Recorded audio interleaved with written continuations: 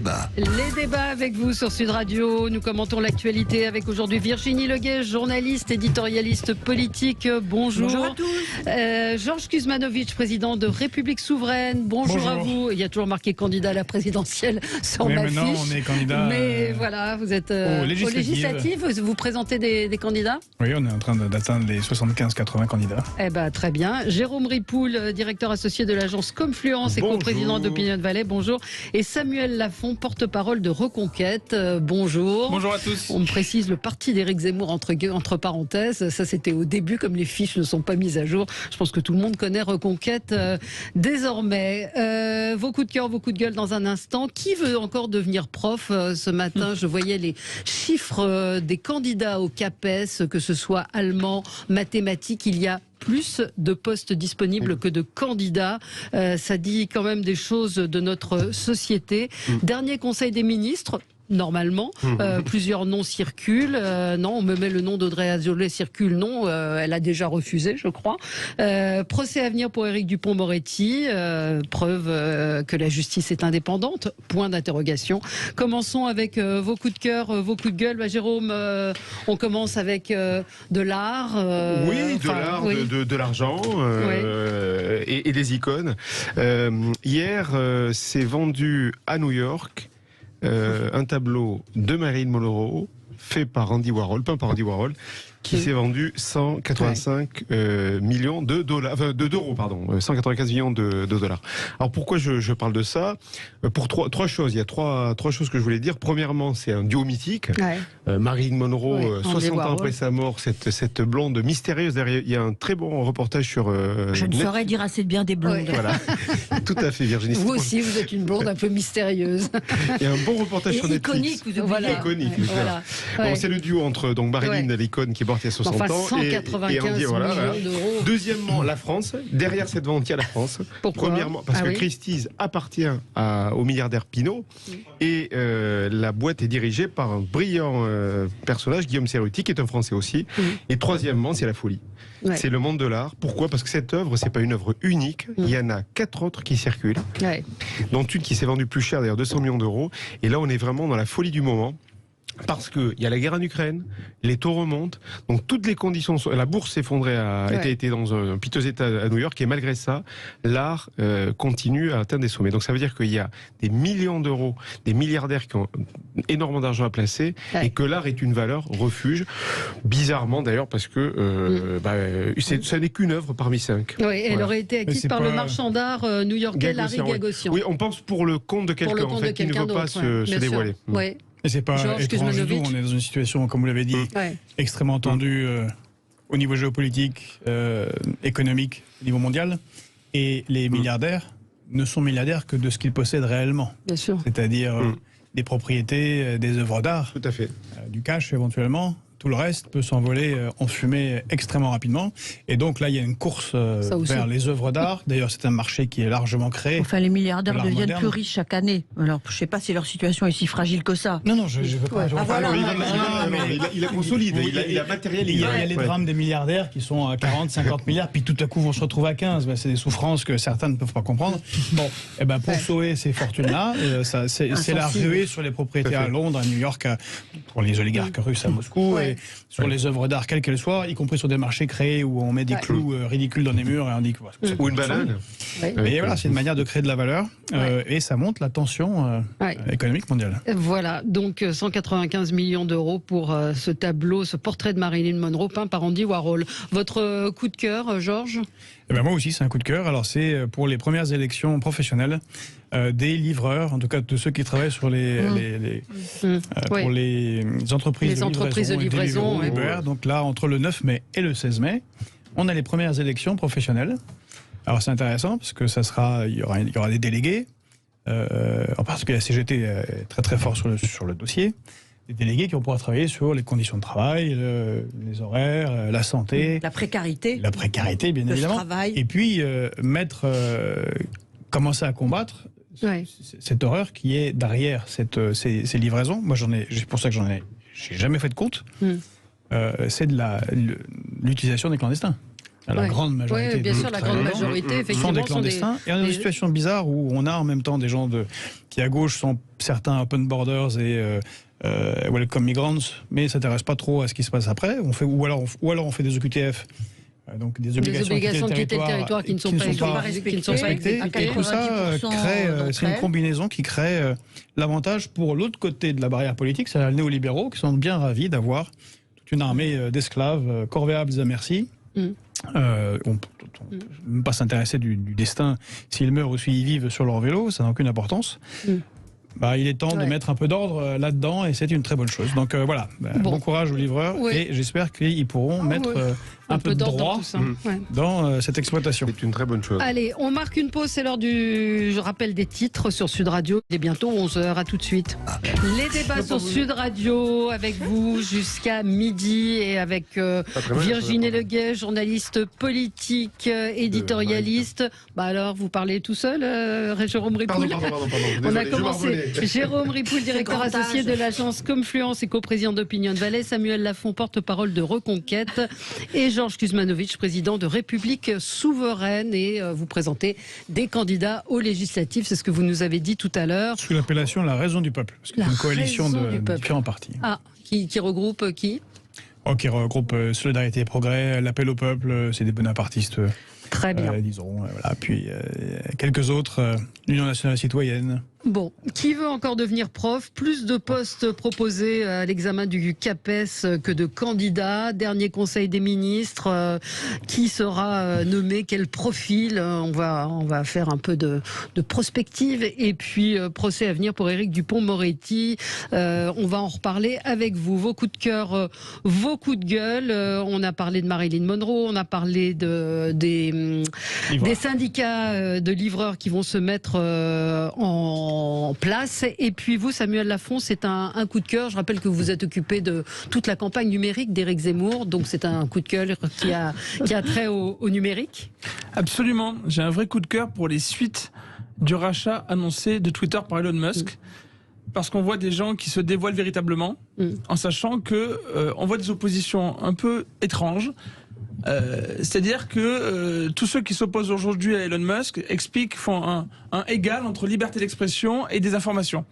Et en fait, on voit que les censeurs se mobilisent massivement contre le rachat de Twitter par Elon Musk, disent qu'en fait, si les Français les gens peuvent s'exprimer librement, mais si les Français en particulier peuvent s'exprimer librement, il y aurait un risque de désinformation. Et en fait, je pense que non seulement ils seront tout à fait, et quand on sait que c'est des censeurs qui veulent systématiquement empêcher la liberté d'expression, empêcher qu'on parle d'immigration, empêcher qu'on parle de sécurité, on voit dans quel camp ils sont. Mais en plus de ça, je pense que ces gens-là, ces censeurs, ne perçoivent pas ce qui monte dans la jeunesse. C'est un goût pour la liberté d'expression. Et là, ils se mettent tout à fait à côté de ce que désirent les jeunes pour les années à venir. C'est-à-dire, en fait, on veut pouvoir discuter des différents sujets et on en a marre, en fait, d'avoir cette liberté d'expression qui est bafouée. Et en plus, quand on bafoue la liberté d'expression, après, c'est la liberté de penser qui est bafouée. Quand on ne peut plus s'exprimer, on n'arrive plus à penser. Vous avez la liberté de vous exprimer dans les limites du droit. Sur Twitter, aujourd'hui, c'est une entreprise privée qui contrôle comme elle l'entend jusqu'à maintenant. Alors il y a des évolutions. Il y a quand même des évolutions. Ce qu'il faut voir, c'est que par exemple, sur les réseaux sociaux, vous avez plus de liberté sur Twitter que sur Facebook. Clairement. Quand vous allez publier quelque chose sur l'immigration, sur la sécurité, vous savez qu'il y a des choses qui passent sur Twitter et qui ne passent pas sur Facebook. Alors que sur Facebook, il y a quelques années, ça passait. Donc on voit bien qu'il y a des sujets qu'on ne peut plus aborder sur certaines plateformes. La réalité, c'est qu'il y a des personnes qui veulent, en plus d'accroître la censure dans notre droit, faire en sorte que sur les plateformes, on soit banni facilement avec des dénonciations massives. Et qu'est-ce qui se passe ensuite ? C'est qu'après, on ne peut plus s'exprimer sur ces plateformes. Là, moi, ce que je vois, c'est que ceux qui s'opposent à Elon Musk se dévoilent et montrent qu'en fait, ce qu'ils désirent, c'est qu'on arrête de parler des sujets qui les dérangent. Bon, Virginie, je ne sais pas. Je ferai deux petites observations. D'abord, je fais part de mon étonnement parce que moi, il me semble que sur Twitter, la liberté d'expression est extrêmement vaste, extrêmement large, et que il suffit de voir ce qui s'y dit depuis des mois et des mois, les fake news, les choses totalement folles et fausses qui circulent sur Twitter et qui circulent les trolls, les comptes anonymes, en toute liberté. D'autre part, quand vous dites ce sont les censeurs qui s'inquiètent de ce que peut faire Elon Musk, moi, je ne fais partie ni des admirateurs, ni des gens qui sont a priori contre Elon Musk. j'allais dire, ça ne m'intéresse pas de raisonner comme ça, mais je note que Elon Musk, par le passé, quand on a dit des choses qui allaient à l'encontre de ce que lui voulait qu'on dise, sur son groupe, sur ses voitures, sur ses progrès, a fait bannir les gens qui le disaient. Donc c'est la liberté d'expression selon Elon Musk. Si ça s'applique, je vais jusqu'au bout, pardonnez-moi, selon Elon Musk, si ça s'applique à Twitter, pardonnez-moi, moi j'ai des craintes. Il a fait bannir des journalistes, il propose même de classer les journalistes. Enfin, il a eu toute une série de noter, pas de classer, de noter. Ouais, enfin bon, tu les notes, oui. Donc tu as des bonnes notes et des mauvaises notes. Ça s'appelle un classement. C'est un système un peu chinois, quoi. Oui, ça s'appelle un classement. Ah non, pas du tout. Quand on a 14, quand on a 8, quand on a 18, quand on a. Mais vous savez que les Français le font librement. Hein. Les Français le font librement. J'ai entendu un mot intéressant. Qu'est-ce que ça va changer le rachat d'Elon Musk très concrètement? Ça veut dire qu'il n'y a plus aucun contrôle. Il y a le sien. Il y a son contrôle à lui. Il y a des comptes débloqués. Il y a des comptes qui sont actuellement bloqués qui risquent d'être débloqués. Il a annoncé par exemple que le compte de Donald Trump devrait être débloqué. Donald Trump qui avait dit qu'il n'avait pas du tout envie de revenir sur le réseau. Mais oui, parce qu'il a annoncé qu'il voulait créer le sien, c'est pour ça. Ouais. Mais également d'autres personnes, tout simplement. Qu'est-ce que ça va changer? Ça veut dire que... J'ai entendu un mot intéressant, et souvent on ramène ça à ça, à mon avis à tort. On nous dit, bon, il y a la liberté d'expression puisqu'il y a des trolls, mais... La réalité, c'est que, notamment, par exemple, les gens qui vont faire du harcèlement, c'est extrêmement minoritaire sur les réseaux sociaux. Extrêmement minoritaire. Pardon. La réalité, c'est minoritaire sur l'ensemble. Mais la réalité, c'est que là, ça dépend pas des plateformes. C'est que typiquement, quand vous avez des gens qui harcèlent, je pense à la jeune Mila, par exemple, eh bien, c'est que la loi ensuite ne suit pas. Mais c'est pas lié à la liberté d'expression. Et souvent, on ramène ce sujet au harcèlement, mais le problème, c'est un problème au niveau de la justice. Et quand vous avez des menaces de mort, etc., c'est que la justice ne suit pas derrière. D'accord, mais pour l'instant, la liberté d'expression sur Twitter est totale, y compris pour dire. Ça veut dire aussi que Twitter ne donne pas les adresses des gens qui sont anonymes et qui menacent de mort. Ils sont pas toujours anonymes. Oui, et c'est la justice suivante ceux qui sont anonymes. Il y en a beaucoup. Ceux qui sont anonymes. J'ai le cas de médecins qui ont été particulièrement attaqués pendant le Covid, qui ont porté plainte, et Twitter ne veut pas donner le nom de leurs agresseurs. Je vais vous donner un exemple très précis personnel. Nous, on avait récupéré avec des amis une vidéo de personnes qui avaient des chants de l'État islamique et qui boulaient un drapeau français. La police a pu avoir accès rapidement à leur compte. Mais en fait, c'est que pour tout ce qui est délit, là c'était clairement des menaces, peut-être des djihadistes, etc. Mais pour tout ce qui était délit, qui est délit en fait du quotidien et qui devrait être sanctionné systématiquement, et bien là il y a un laxisme, mais qui dépend de la justice, qui n'est pas lié directement à la liberté d'expression sur les plateformes. Alors Georges, et puis après Jérôme, c'est le sujet qui fait réagir. On a deux pays différents. Ce qui est intéressant, c'est que c'est l'exemple qui caractérise le transfert de souveraineté des États vers des entreprises hors de contrôle. C'était déjà une entreprise privée. Hein. Oui, je le dis en général. Et le cas des États-Unis est intéressant, parce qu'aux États-Unis, ils ont, et moi je trouve qu'ils ont raison, un grand rapport à la liberté en termes d'expression publique. C'est le premier amendement des États-Unis, qui autorise quasiment à dire tout et n'importe quoi. C'est pour ça que vous pouvez avoir des rassemblements, y compris de gens du Ku Klux Klan. L'idée étant que le combat se fait par des arguments. Ça, c'est la loi du pays. Mais maintenant que le gros de la communication se fait par des instances privées, qu'elles soient possédées par Elon Musk ou des démocrates ou des républicains ou des indépendants, eh bien c'est totalement privatisé et vous pouvez être censeur et couper totalement la parole à quelqu'un, qu'il ait raison ou pas. Et aux États-Unis, eh bien ils ont réussi à enlever le compte du président en exercice. Ce qui est je suis pas d'accord avec Trump, mais c'est quand même délirant. Mais c'est une entreprise privée, encore une fois, c'est l'argument. Oui, on est bien d'accord, mais c'est bien ce que je dis, c'est un transfert. L'entreprise publique, c'était déjà une entreprise privée. J'ai bien compris, mais ça va à l'encontre de. Je comprends bien, mais comme ils ont le monopole quasiment de l'expression publique, en particulier des citoyens, eh bien c'est un choc avec ce principe de liberté absolue qui prévalait avant, en particulier aux États-Unis, que l'on aime ou que l'on n'aime pas. Voilà, je trouve que c'est problématique et que ça s'aggrave. Et d'ailleurs que il est très Zuckerberg, il est très bien, il est très gentil, puis il met des hoodies, puis il est super sympa. C'est quand même quelqu'un qui contrôle un média et qui coupe des gens quand il a envie de couper. Enfin, lui et ses censeurs. De réflexion, je suis d'accord avec Virginie. Je ne vois jamais d'un bon œil un milliardaire qui s'intéresse à un média. Ça, c'est pas une bonne nouvelle. Il y en a beaucoup, en particulier en France. Oui, mais c'est pas une bonne nouvelle pour la démocratie. La deuxième chose, c'est on parlait des gens. Il y a une blague qui circule en Russie qui dit la Russie est plus démocratique parce que tous les médias sont détenus par 19 milliardaires. En France, c'est que 9. Que 9, oui. C'est ça, non, mais la plupart des médias aujourd'hui sont détenus par des milliardaires. Et dans une concentration qui assez importante. On sait quand même que globalement, ils font très attention à ne pas, enfin, sauf pour certains qui sont connus, à ne pas trop s'intriquer, s'intéresser à la politique éditoriale, à la ligne éditoriale. Et la deuxième chose, c'est sur les trolls. Moi, je suis pour une interdiction absolue de l'anonymat sur les réseaux sociaux. Pour une raison simple. C'est que quand vous prenez la parole en public, on sait qui vous êtes et on sait d'où vous parlez. Là, le pseudonymat, du coup. C'est pas l'anonymat complet, parce qu'en fait, on peut toujours retracer les personnes. Mais d'accord. C'est ça. C'est-à-dire le pseudonymat. Moi, je suis absolument contre, parce que effectivement, vous parlez de Mila. Y compris les pseudonymes ? Bah, bien sûr. Bien sûr. Non, mais pourquoi on peut être écrivain tu peux avoir un pseudo, mais avoir ton adresse. Il y a des écrivains sous pseudonyme. Attendez, on les connaît. On n'est pas des écrivains. Mais c'est pareil, en fait. La maison d'édition prend ses responsabilités, ce qui n'est pas le cas des gestionnaires des réseaux sociaux. Ils disent, c'est pas nous. C'est trop facile. Donc vous vous êtes attaqué, vous avez une diffamation, vous portez plainte, la justice a la plus grande. Mais l'anonymat réel est extrêmement difficile sur les réseaux. En vrai. Pour être réellement anonyme, il faut être hacker russe ou un truc. Vraiment, c'est compliqué. C'est le pseudonymat. Si la justice fait le travail, mais vous trouvez tout le monde en 2 minutes. J'entends l'argument, mais le problème là-dessus, c'est que, la démontre. En fait, on nuit à la masse. Il commence à y avoir des condamnations. On nuit à la masse de personnes, à la masse de Français, parce qu'il y a des personnes qui se comportent mal. Mais en fait, on peut très bien avoir le droit d'avoir un pseudo. Et je rappelle, pour les plus anciens s'en souviennent, de Caramel ou de MSN, la plupart des gens étaient sous pseudo. Et on n'envoyait pas ces politiques on parlait pas de harcèlement à l'époque, pas à ce niveau-là. Mais la société n'était pas la même non plus. Oui, mais le fait est qu'on veut réduire encore, on vous réduirait une liberté. Non mais Samuel, juste une remarque.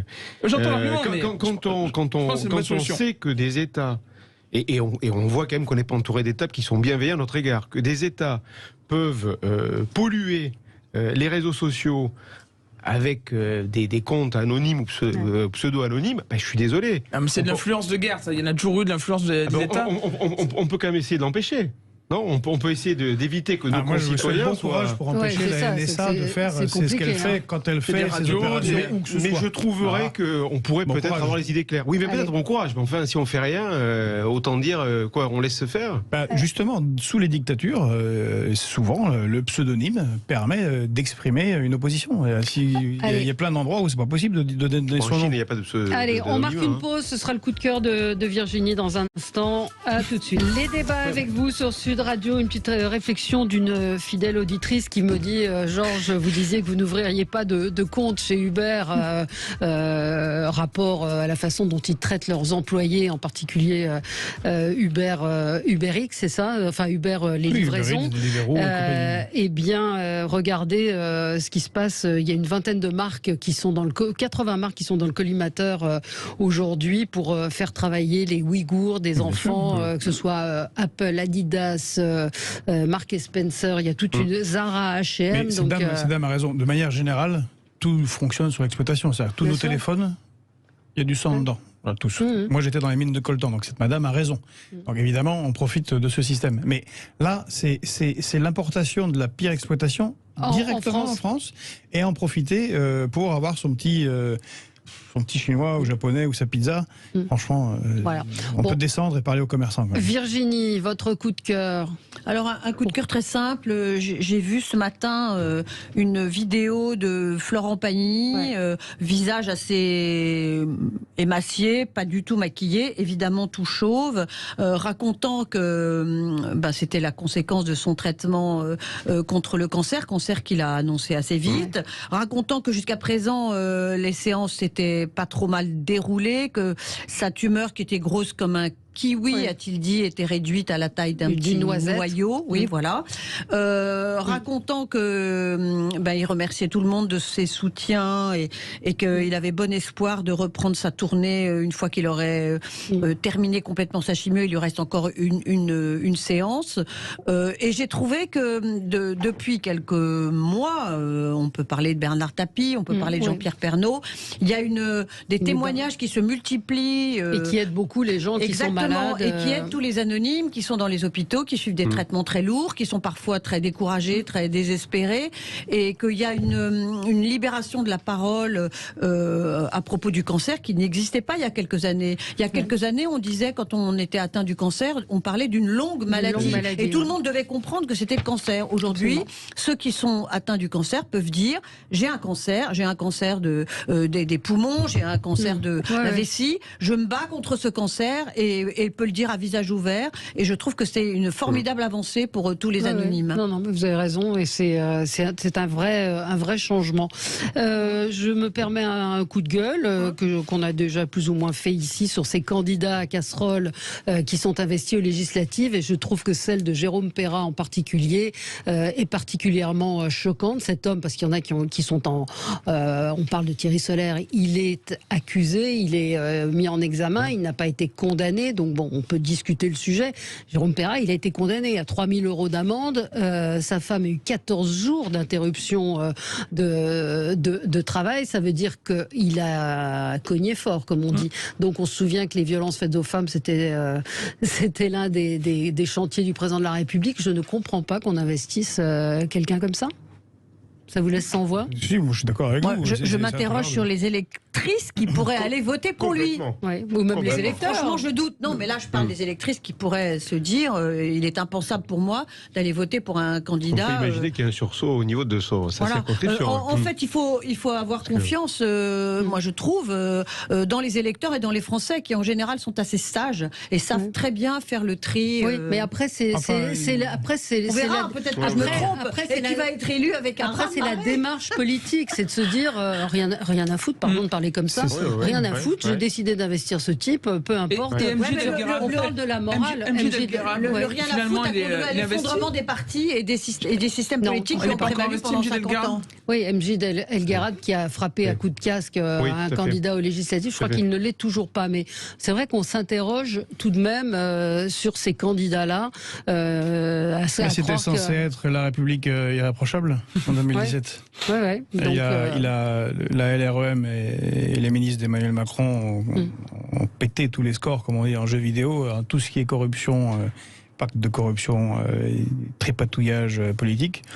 Pourquoi pas s'asseoir sur le droit des femmes Oui, je trouve ça assez étonnant. Après, effectivement, venez me chercher. Après, on verra. Il y en a d'autres qui sont étonnants chez la France Insoumise. Bien sûr.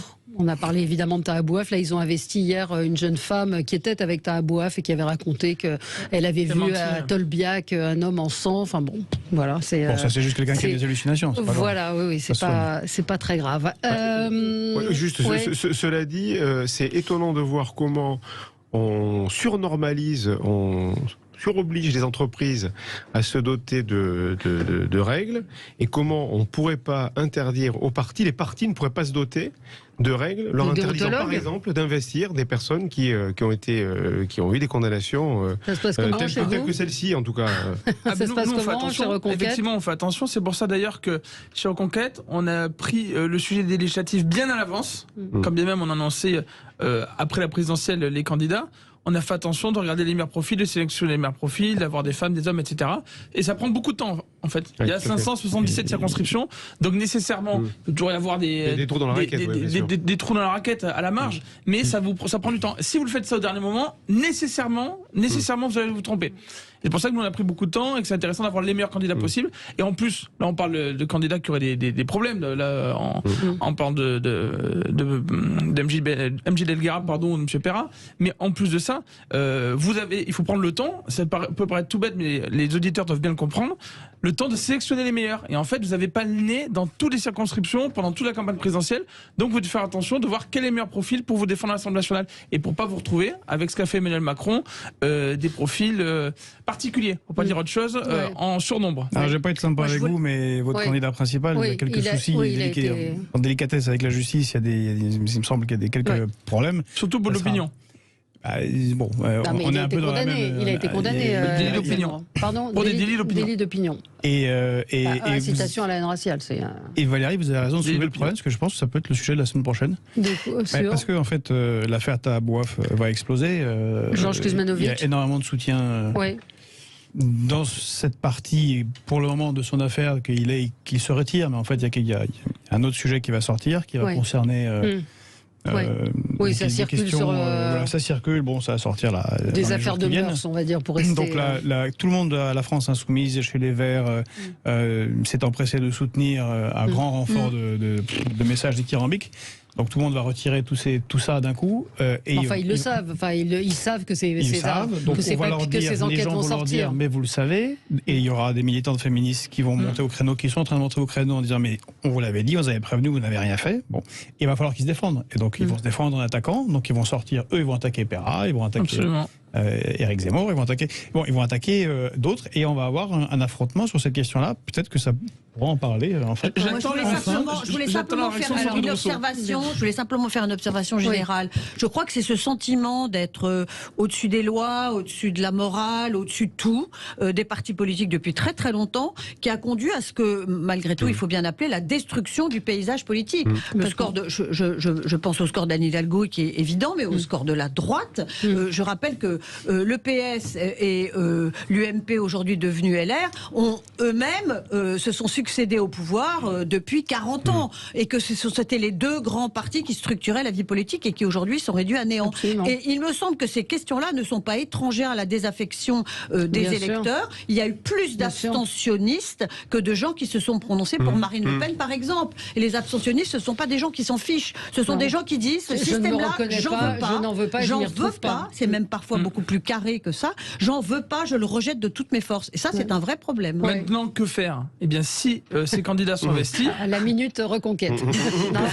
Si ces candidats sont investis, il faut informer. Alors, évidemment, il faut voter en priorité pour les candidats reconquête. Mais en plus de ça, il faut informer dans la circonscription. Parce que il faut qu'un maximum de Français soient au courant du palmarès de ces candidats. Est-ce que vous pensez qu'Éric Dupond-Moretti a renoncé suite à cette mise en examen? On peut en dire quelques mots. Hier, en fait, le parquet général de la Cour de cassation a requis le renvoi du ministre de la Justice devant la Cour judiciaire. La Cour, c'est la Cour de justice de la Justice de la République pour prise illégale d'intérêt. Il est soupçonné d'avoir profité de ses fonctions pour demander des enquêtes administratives sur 4 magistrats avec lesquels il avait eu quelques différends quand il était avocat dans deux dossiers. Il pourrait plaider la présomption d'innocence. Les débats avec vous jusqu'à midi. Alors, j'ai vu ça ce matin. Donc, les épreuves du bac, vous le savez, commencent aujourd'hui. Les premiers résultats des épreuves du CAPES, donc c'est le diplôme qui permet de devenir enseignant, ont été publiés il y a... à la profession d'enseignant du supérieur. D'enseignement du supérieur. Donc, en maths, il y avait 1035 postes d'ouverts, 815 candidats ont été admissibles et c'est moitié moins que l'année dernière où il y avait 1705 candidats. Et tous ne seront pas pris, hein? Et tous seront Ils sont admissibles, mais tous ne seront pas pris. En allemand, donc il y a 215 postes proposés. Il y avait 177 candidats en 2021, 83 cette année. En SVT, cette année, il n'y a que 425 candidats admissibles contre 552 l'année dernière. Et il y a 260 postes à pourvoir. C'est un petit peu mieux en SVT, mais ces chiffres sont absolument affolants. On assiste depuis 2018 à un recul du nombre de candidats au concours et c'est vrai que les nouveaux enseignants dans le métier avec un salaire égal à 1,1 du prix du SMIC. Vous connaissez bien, votre femme est enseignante. Oui, tout à fait. Elle était agrégée, donc elle avait des conditions très largement supérieures. Il y a trois points problématiques aujourd'hui dans ce sujet. Premièrement, depuis 30 ans, nous n'avons pas eu un seul ministre de l'Éducation nationale qui prenne ses responsabilités. Et j'inclus Jacques Lang là-dedans, parce que bon, quoi qu'on en dise, Jacques Lang n'a pas fait de réforme, vous mettez Bayrou, etc., jusqu'à Blanquer. Donc ils ont laissé le système se déliter. Claude Allègre, bien entendu, qui a parlé de dégraisser le mammouth, mais qui a été loin de le faire. Donc premièrement, des ministres qui ont été impuissants.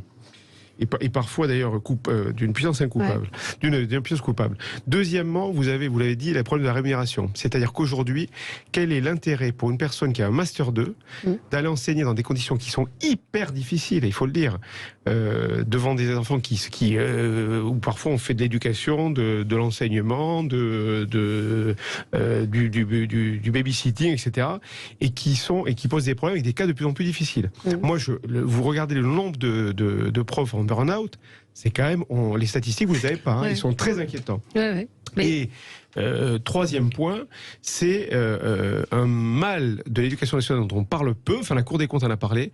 Vous avez 3650 inspecteurs qui coûtent un pognon, comme dirait Macron, de dingue, et qui ne jouent pas leur rôle. Donc ça, c'est donc pas d'inspection qui joue son rôle, des enseignants livrés à eux-mêmes, et tout ça, un marasme.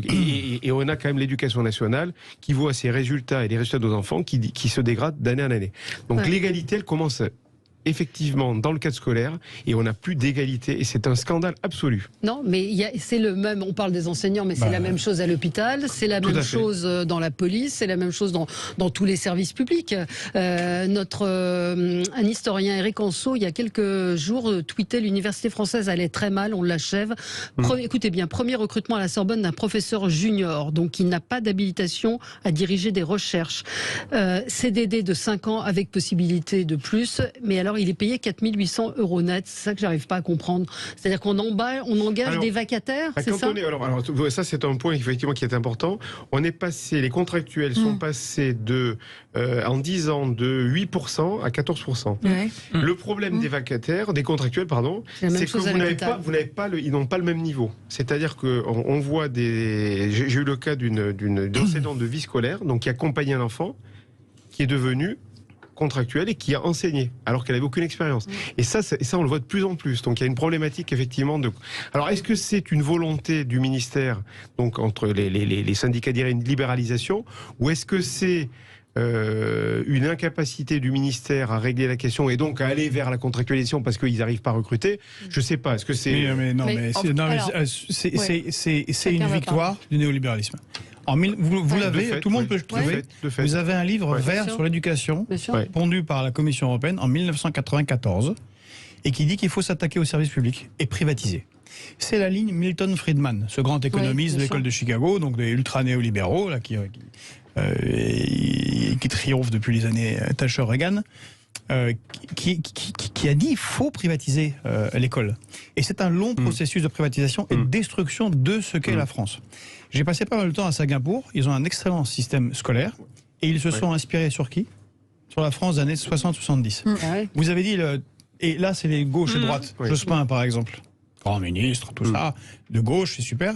Il a détruit un système génial qu'on avait depuis extrêmement longtemps, c'est les écoles normales. C'est d'ailleurs pour ça que vous avez l'école normale supérieure. C'est pour ceux qui sont super bons, ils deviennent encore meilleurs. Il y a l'école normale qui était... Et l'école normale, ça s'ouvrait à 15-16 ans pour ceux qui avaient la fibre éducative, et qui étaient rémunérés.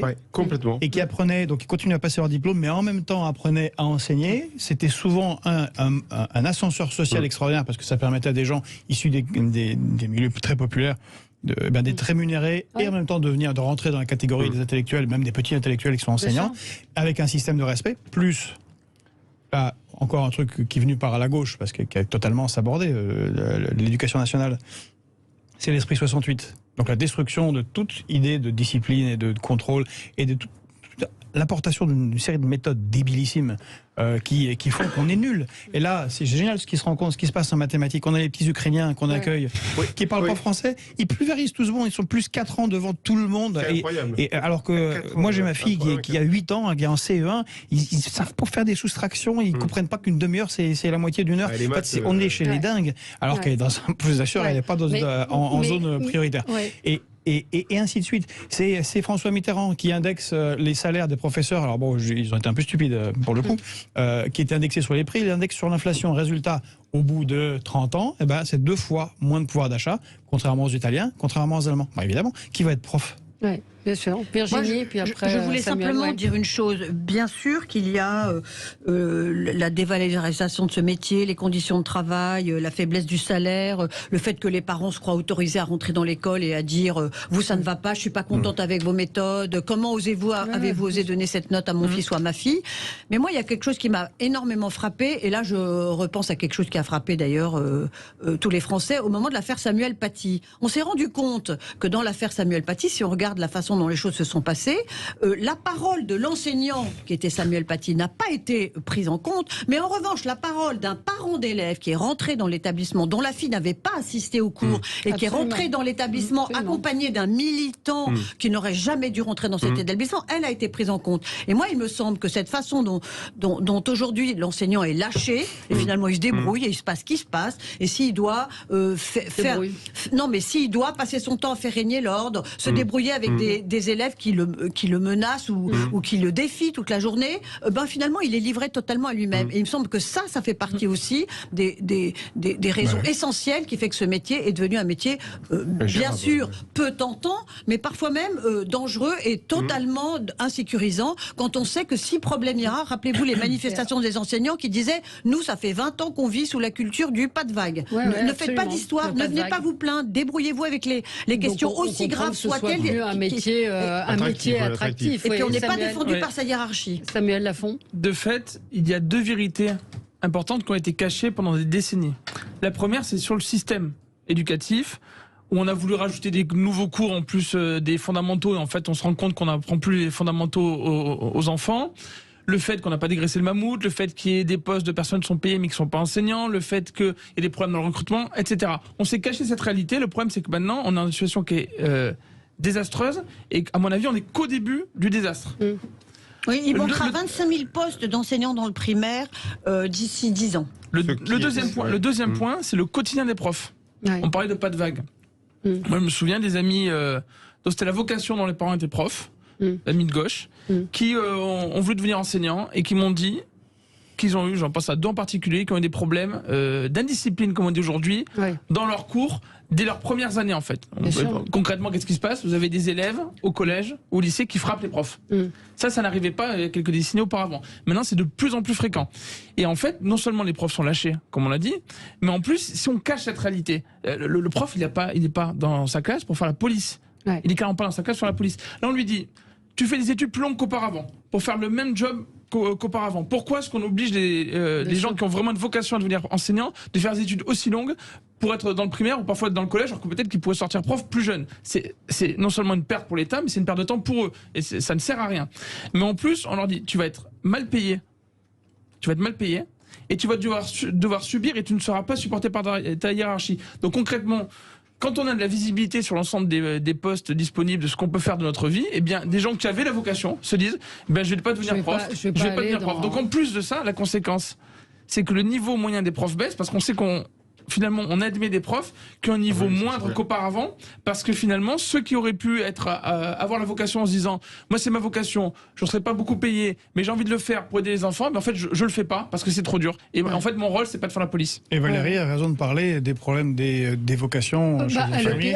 Chez les infirmiers et dans les hôpitaux, chez les médecins même. Encore une fois, c'est le résultat de décennies de volonté de destruction du service public et de privatisation, dont on voit l'aboutissement. En dehors de tous ces problèmes, on rappelle que cette année, c'est le record absolu de démission de médecins, d'infirmiers, de professeurs dès la rentrée, en septembre dernier. Et la crise hospitalière préexistait à la pandémie. Il y avait déjà des manifestations tous les samedis dans les services d'urgence qui disaient halte, ça ne va plus, on n'a pas assez de personnel, là, il y a des urgences qui sont en train de fermer, Mais dans l'éducation, la privatisation est en marche. La preuve, Academia. Le soutien scolaire. Je veux dire, l'évidence de l'incapacité aujourd'hui de l'éducation nationale à assurer la formation des jeunes, c'est ça. Et puis, on le voit, l'augmentation du prix des études, la privatisation, les listes d'attente devant les établissements privés. Et le système des vacataires dont vous parlez tout à l'heure est tout à fait juste, dans le côté pervers, qui fait des très mauvais professeurs, mais aussi d'excellents. Et c'est là qu'on a un processus de privatisation. C'est-à-dire que vous avez des vacataires, des gens qui sont inaptes à enseigner, mais qui peuvent, demain, commencer à être instituteurs. Complètement. Et qui n'ont aucune idée comment faire, et qui vont être mal payés, mais qui auront un travail. Mais en même temps, ça va permettre à certains de payer beaucoup plus cher parce que vous voulez avoir tel ou tel prof qui éventuellement n'aura pas la grègue ou le CAPES, mais qui est reconnu parce qu'il a des compétences et que l'université qui s'autonomise, qui se privatise. C'est pour ça qu'on a aussi l'autonomie des lycées. Bon, tout ça, c'est un processus qui va conduire à ce qu'on a. C'est-à-dire qu'on aura une sélection des enseignants et du secondaire et du supérieur en fonction de critères d'efficacité ou de talent. Une rupture d'égalité. Une rupture d'égalité. Une rupture de l'égalité républicaine complète et totale. Si on voit une concentration des élites à Paris, il y a des raisons. Et je mets dans le mille parce que l'éducation nationale continue à privilégier les zones urbaines et en particulier Paris. Et je me mets dans le mille parce que moi j'ai eu la chance de pouvoir profiter du système français méritocratique. Je me suis retrouvé au MIT où j'ai pu étudier l'évolution de la société américaine. Et ben, dans les années 60-70, vous aviez le système français avant. Ouais. Des écoles plutôt bonnes là, maintenant, c'est plus des grandes écoles universitaires quasiment gratuites. Et puis un processus de sabordement total, c'est-à-dire 80% des écoles sont des garderies ou avec des enseignants nuls. N'exagérons rien, n'exagérons rien. Pas 80% des écoles. Non, vous ne pouvez pas dire des choses comme ça. Les écoles qui mènent 80% des écoles ne sont pas des garderies, c'est pas vrai. Les écoles aux États-Unis qui mènent à l'Ivy League c'est 20% à peu près. Les écoles du secondaire. Hein. Oui. Il y a une baisse de le point de la rupture d'égalité est extrêmement important parce qu'on a parlé de la fracture rurale pendant la campagne présidentielle. Concrètement, il y a des métropoles d'un côté, puis il y a le reste de la France de l'autre qui a abandonné. C'est le cas pour les hôpitaux, où en fait, quand on veut se faire soigner, on met longtemps à trouver un médecin, notamment un médecin spécialiste. C'est le cas aussi, pour les écoles qui ferment, mais c'est le cas pour le niveau. Moi, ce qu'il faut qu'on ait bien à l'esprit, c'est qu'on ait plus de 60 millions de Français. Il faut qu'un Français qui habite dans la ruralité, dans un petit village, il puisse avoir accès par le système éducatif à une école, un bon collège, un bon lycée qui le mène là où il veut aller. Et la réalité d'aujourd'hui, c'est que ce n'est plus le cas. Ce n'est plus le cas. Si vous ne partez pas de là où vous êtes, dans de nombreuses campagnes, vous ne pourrez pas aller dans un bon lycée, vous n'irez pas dans une bonne université, vous n'irez pas dans une bonne école, et vous ne pourrez pas faire ce que vous voulez de votre vie. Là, quand vous voyez les chiffres, 816 candidats pour 1035 professeurs, candidats admissibles, je ne vois pas comment ils vont recaler les nuls, parce qu'ils vont manquer de profs. Donc ils ne recaleront pas les nuls. La barre baisse d'année en année. La barre est en dessous de la moyenne. Il y a eu des recrutements en Seine-Saint-Denis en dessous de la moyenne. Ils vont être obligés de prendre des mauvais. Le test de police, il est pareil. Vous savez, tous les ans, on est passé à 7 sur 20 quand même pour rentrer. Bon.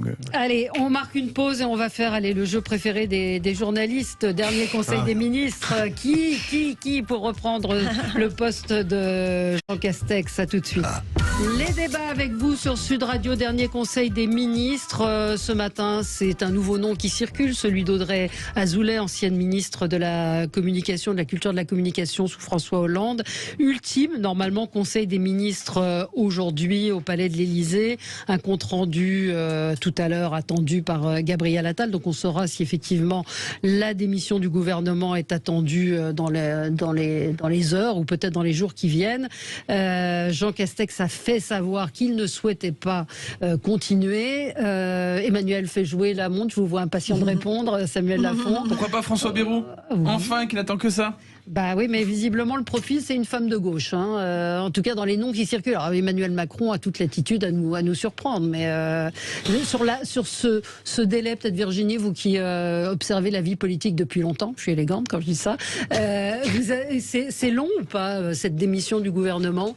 Ah oui, c'est long et Emmanuel Macron joue la montre, mais on sent qu'il est malgré tout embarrassé. Comment on pense nommer un ministre, et en l'occurrence quand on voit les candidats supposés ou dont on a parlé, ce ne sont que des femmes jusqu'à présent. Comment on pense nommer une femme Premier ministre de gauche et lui dire « Ah mais attends, pardon, j'ai oublié de te dire, il va y avoir des réformes de droite à appliquer et des réformes aussi, j'allais dire, repoussantes pour un électeur de gauche que la réforme à 65 ans. » Comment ce tête-à-queue-là politique est possible? Et d'ailleurs, je note que celles qui ont été officiellement ou officieusement approchées, que ça soit Valérie Rabault ou Véronique Bédague, elles ont toutes dit attendez, moi je ne peux pas faire ça. Et elles utilisent des mots que moi j'aime entendre malgré tout dans la vie politique. Alors je vais pas faire mon petit couplet féministe de base, mais qui sont de bon réconfortants, mais qui disent je suis loyale, je ne suis pas à vendre, et je ne peux pas appliquer cette réforme qui est si éloignée de ma formation et de mes valeurs politiques. Donc je trouve que c'est plutôt honorable de leur part. J'en termine, je ferai une seule observation. On s'aperçoit qu'être Premier ministre n'est plus si désirable que peut-être ça l'a pu être, et que quand on s'adresse à des femmes, elles ont quelque chose de plus intransigeant et de plus courageux, pardon messieurs, parce que je suis la seule femme invitée aujourd'hui, de plus intransigeant et de plus courageux que parfois certains hommes qui, pour la fonction, acceptent d'en rabattre. Ouais. Bah, c'est pas le cas de Marisol Touraine qui a quand même fait un retape, mais alors à la dernière intronisation, pardon. Il y a des contre-exemples. Non, mais il y a des contre-exemples. Elle était intéressée par le poste, visiblement. Elle est très intéressée, et puis il me semble qu'elle est de gauche. Et puis d'ailleurs, elle sera très très bien avec eux, puisque Marisol Touraine avait dans son équipe. J'ai pris soin de ne pas citer son nom. Mais oui, mais ça contredit ce que vous dites. Mais elle avait dans son équipe, Monsieur Véran, Gabriel Attal et Monsieur Salomon, qui ont bien sabordé l'hôpital quand elle était ministre de la Santé sous François Hollande, qu'ils ont détruit les EPRUS, donc les établissements publics de réaction aux urgences sanitaires, qui eussent été bien utiles. Je rappelle qu'elle a été ministre 5 ans, ce qui est très long, donc elle aurait pu faire des choses. Mais elle l'a fait, elle a détruit les EPRUS, fermé des lits d'hôpitaux, et en fait, cette gauche-là, c'est pour ça qu'elle se retrouve dans les limbes avec Hidalgo, c'est qu'il n'y a pas de gauche. Ce sont des gens qui appliquent des politiques néolibérales depuis des années. Le gouvernement de François Hollande applique des politiques, on en parlait en off tout à l'heure, mais c'est la loi El Khomri quand même, qui est en fait la loi Macron. Loi que se propose de détricoter Jean-Luc Mélenchon. Oui, mais ce serait une bonne chose. Et bon, en tout cas, bref, mais ça serait pour le coup, par contre, très bien. Je pense très bien joué de la part du camarade Emmanuel Macron. Camarade. Parce qu'il aurait une femme, dans un contexte un peu tendu électoralement. A priori, il va l'emporter, mais la seule menace, puisque Reconquête et le RN n'ont pas trouvé d'alliance, et que Jean-Luc Mélenchon a été très fort, et politiquement, en tant que politicien malin, de réunir ce qui reste de la gauche, il y a une petite menace là. Quel tour de passe-passe, pardon. Bien sûr, non, mais je parlais des menaces. Mais là, donc ça a été une menace de prendre une femme. Une femme, déjà, ça fait longtemps. La dernière fois, c'était Dick Cresson, c'était une grande gauche, c'était 91. On veut quelqu'un de compétent, voilà. Oui, mais elle dirige l'UNESCO, elle devrait s'abrouiller quand même. Oui, non, je ne porte aucun jugement sur elle. C'est l'affichage de dire je veux une femme. Oui, mais c'est une femme. C'est la culture. Femme de gauche. C'est l'UNESCO. Femme de gauche. Et là où je rejoins ce que disait Virginie, première incohérence, il va faire assumer par une femme de gauche une politique et des objectifs qui ne sont pas en phase avec ses valeurs, premier élément. Deuxième élément, il va mettre une première ministre, et ça c'est une bonne chose, on est d'accord tous ensemble, qui va être en porte-à-faux avec la majorité qui va sortir des urnes. Parce que je suis désolé, mais l'effondrement... Et Ferrand, il fait comment ? Voilà, c'est Ferrand. L'effondrement de Valérie Pécresse, c'est quand même un électorat qui s'est reporté sur Macron. Paris vaut bien une messe. Seniors. Donc, moi, je vois pas très bien. Oui, Paris vaut bien une messe, mais certes, mais je vois pas très bien comment cette majorité-là pourrait tenir avec autant d'incohérence. Blague à part sur François Bayrou, ou peut-être sur Valérie Pécresse, on ne sait jamais. C'est tête de Turc, là, le pauvre. On remarque que les Français s'en moquent, en fait. On va oublier Jean Castex très rapidement, et je remarque, on en parle dans les médias, mais la réalité c'est que on a l'impression que c'est la suite logique. Macron a été réélu, on continue comme ça pendant 5 ans, il y aura un Premier ministre, au moins on continue comme ça, et il y a un manque de volonté, d'envie. Les Gaulois ne sont pas si réfractaires que ça, en fait. Non, là, on laisse faire. Là, pour l'instant, on laisse faire. On verra ce qui se passera aux législatives. Et évidemment, j'en profite pour une petite phase de pub. J'invite les Français à voter pour les candidats de la Reconquête partout en France. Qui pourraient n'avoir aucun député. On verra le résultat après le 19 juin. Mais la réalité, c'est que, effectivement, on a l'impression que les gens s'en fichent. Complètement. Non, c'est pour ça que j'ai commencé en disant l'exercice préféré des journalistes, parce que je pense que un peu les Français attendent, et que ce soit aujourd'hui, demain ou dans une semaine, c'est pas. Le plus important, j'ai envie de vous dire, c'est qu'on les écoute. Pour les années à venir, qu'on les écoute, qu'on se retrouve pas avec un Macron qui nous refait les gilets jaunes, c'est-à-dire qui n'écoute pas les Français, qui ont un véritable problème de pouvoir d'achat.